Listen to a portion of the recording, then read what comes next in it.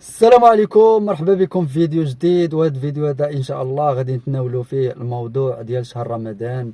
وبالمناسبة رمضان مبارك سعيد ويدخل عليكم الصحة والسلامة وطول العمر، والناس اللي في العمرة الله يتقبل العمرة ديالهم. وكيف ما العادة معنا الأخ معاذ، تبارك الله عليك الأخ معاذ، مرحبا وألف مرحبا. السلام عليكم الخوت. المهم اولا رمضان مبارك سعيد، الله يدخلوا عليكم بالصحه والسلامه وطولة العمر ان شاء الله. كيف ما كتعرفوا رمضان هو واحد الشهر ديال العباده والتقرب من الله، وفيه تقدر دير بزاف د الحوايج، منهم انك تغفر الذنوب اللي كنتي درتي على طيله السنه. وان شاء الله اليوم غادي نهضروا على شي حوايج يعني حنايا كمغاربه كنديروهم كيجيونا عاديين، وهما الصراحه الله في الدين ماشي نطرقوا عاديين. الموضوع ديال الانسان باش يغض النظر، وعلى اساس ان الصدقه في رمضان صدقه جاريه.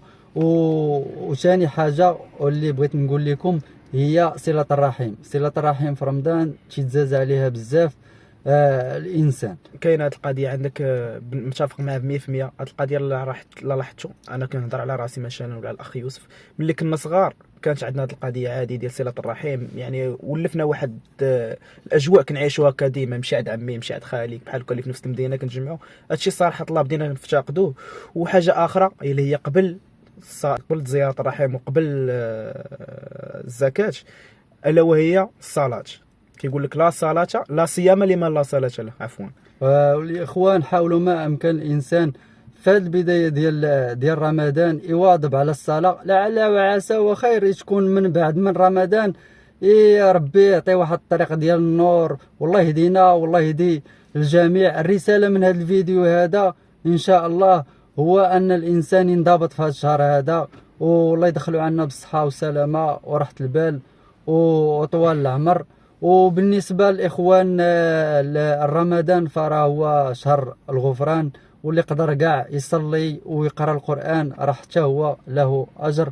والشباب ما تنساوش راسكم، حاول ما أمكن تصلي التراويح، ما تعقدش على التراويح، حيت كاينين واحد الفئة ديال الدراري اللي ما تيكملش التراويح ديالو على اساس عنده شغال، ولا اساس الدراري تيتسناو في القهوه، ولا ملعوب بشي ماتش. حاولوا ما امكن تفرغوا الصلاه ديالكم، ابخي من بعد راك عندك صوالحك، الله يسهل على الجميع. فهاد القضية دي اخي يوسف متفق معك فيها، بما ان صلاة التراويح واخا هي سنه ولكن راه ضروري واجباري عندنا نديروها كاملين. يعني ما تفضلش انك تمشي كيف ما قال الاخ يوسف تمشي تريح في قهوه، ولا تمشي تفرج في واحد الفيلم، ولا تمشي تلعب كره، ولا تمشي دير شي حاجه غتسبق على الصلاه.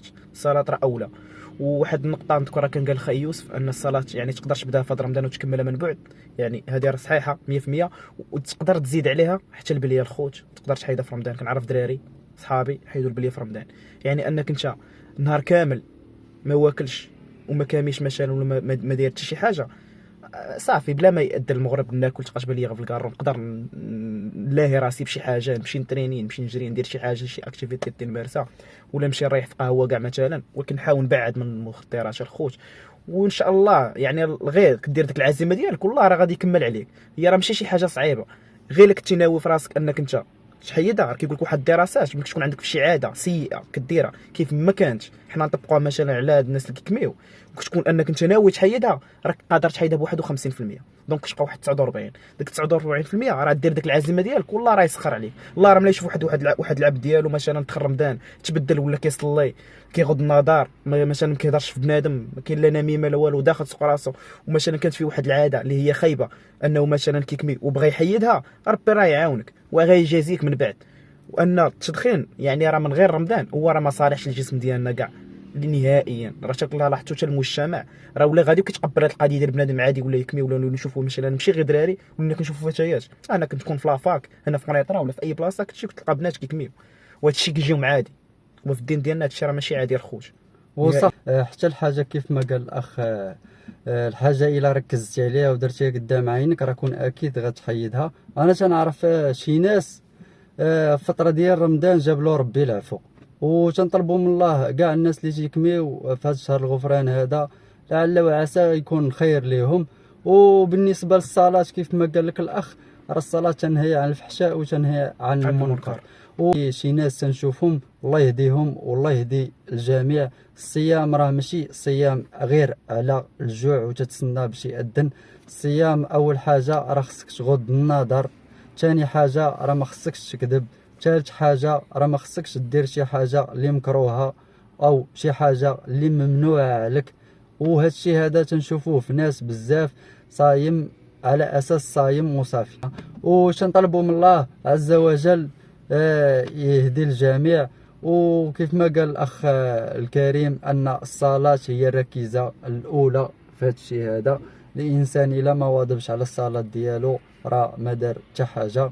وش نقول لكم، مرحبا بكم كيف ما تنقول لكم دائما في القناه ديالكم هذه قناه الشعب.